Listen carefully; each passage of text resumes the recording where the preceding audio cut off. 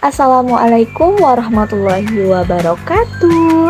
Halo teman-teman semua, apa kabarnya di siang hari ini? Semoga teman-teman selalu dalam keadaan sehat walafiat ya.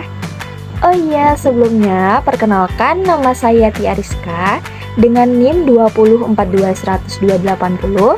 Saya merupakan mahasiswi semester 3 dari Fakultas Tarbiyah dan Keguruan Universitas Islam Negeri Sultan Toha Saifuddin Jambi. Kira-kira hari ini Tia mau ngapain sih? Jadi tujuan saya membuat video ini adalah untuk memenuhi tugas mata kuliah kurikulum pendidikan yang diampu oleh Ibu Ica Wardani Anisya, SPD MPD. Seperti apa sih videonya? Sebelum itu jangan lupa klik tombol like, komen, dan jangan lupa subscribe ya, oke? Jadi, pada kali ini saya akan membahas mengenai landasan kurikulum pendidikan. Sebelum memasuki penjelasannya lebih lanjut, saya akan menyinggung sedikit mengenai apa itu landasan dan apa itu kurikulum. Mengapa landasan menjadi sebuah acuan dalam pengembangan kurikulum?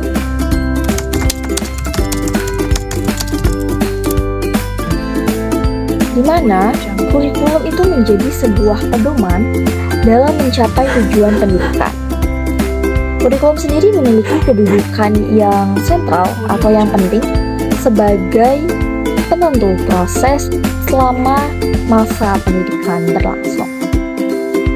Mengingat kurikulum ini merupakan salah satu bentuk yang urgent atau sangat penting kehadirannya, maka penyusunan kurikulum itu tidak sembarang dibuat seperti itu ya.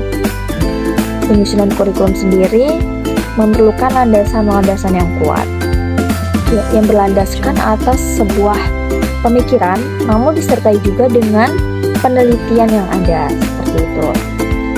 Nah, diibaratkan dengan sebuah gedung, anggap saja ini gedung, jika pondasinya tidak kuat, ya, pondasi, tangan saya pondasi ya, anggap saja pondasi. Jika pondasinya tidak kuat, apa yang akan terjadi?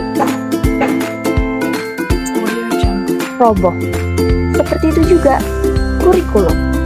Nah, jadi perlu adanya landasan-landasan yang tepat, ya, yang akurat demi tercapainya sebuah pendidikan di sekolah dasar. Namun kembali lagi kepada jenjang pendidikannya, ya, apakah SD, SMP, SMA, atau jenjang kuliah. Tentunya kurikulum yang digunakan itu juga berbeda-beda, disesuaikan dengan tingkat psikologis mereka.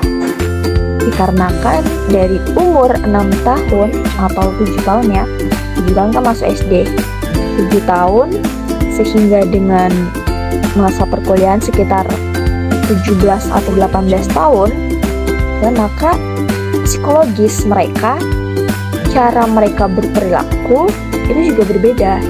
Nah, oleh karena itu kurikulum ini melandasi hal-hal tersebut. Kurikulum itu mempunyai landasan yang cukup banyak ya. Namun ada 4 inti dari landasan kurikulum itu sendiri. Yang pertama adalah landasan filosofis, yang kedua adalah landasan psikologis, yang ketiga adalah landasan sosiologis, dan yang terakhir adalah landasan ilmu pengetahuan dan teknologi.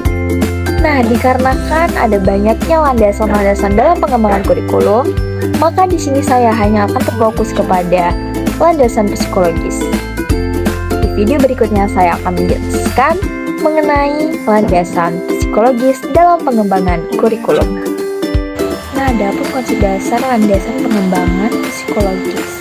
Pengembangan kurikulum psikologis adalah sebuah ilmu yang mempelajari tentang tingkah laku manusia, bagaimana cara manusia berperilaku di lingkungan sekitarnya.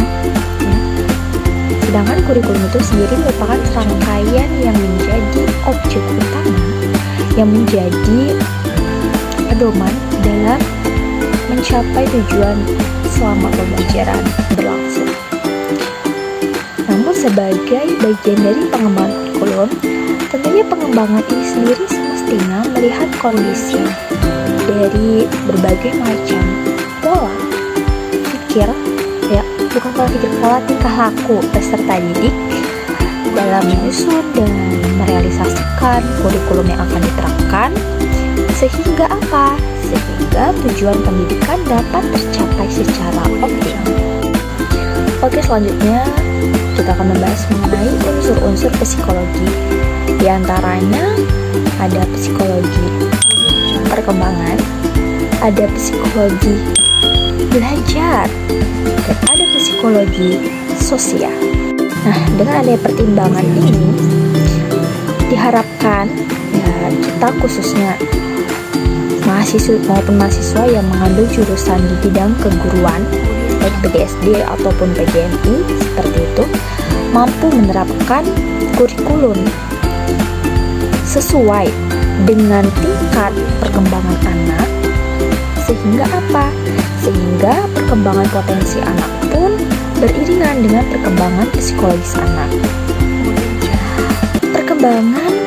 Perkembangan atau pertimbangan psikologi diperlukan dalam memilih dan memilah, serta nantinya akan menentukan isi materi pembelajaran apa yang akan kita sampaikan kepada peserta didik, seperti itu, supaya kita dapat memberikan informasi dan tidak terjadinya miskomunikasi antara yang kita sampaikan pada peserta didik. Jadi diharapkan nantinya peserta didik dapat memahami apa yang disampaikan oleh gurunya. Dia juga dapat mendalami materi yang telah disampaikan oleh guru di sekolah, kemudian dipelajari lagi di rumah, ya begitu seterusnya, sehingga dapat sesuai dengan perkembangan peserta didiknya. Selanjutnya mengenai psikologi belajar. Jadi saya sudah menjelaskan sedikit mengenai psikologi perkembangan, ya, tentang bagaimana pertimbangan seorang guru dalam mengajarkan anak didiknya. Selanjutnya psikologi belajar. Apa itu psikologi belajar?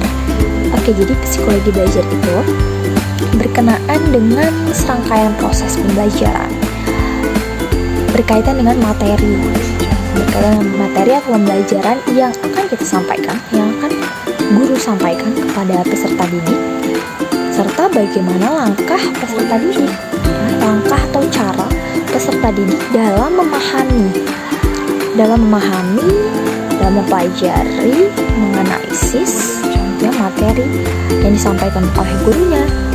Agar apa? Agar tujuan pembelajaran dapat tercapai sesuai dengan harapan. Nah, apa yang menjadi sebuah pertimbangan?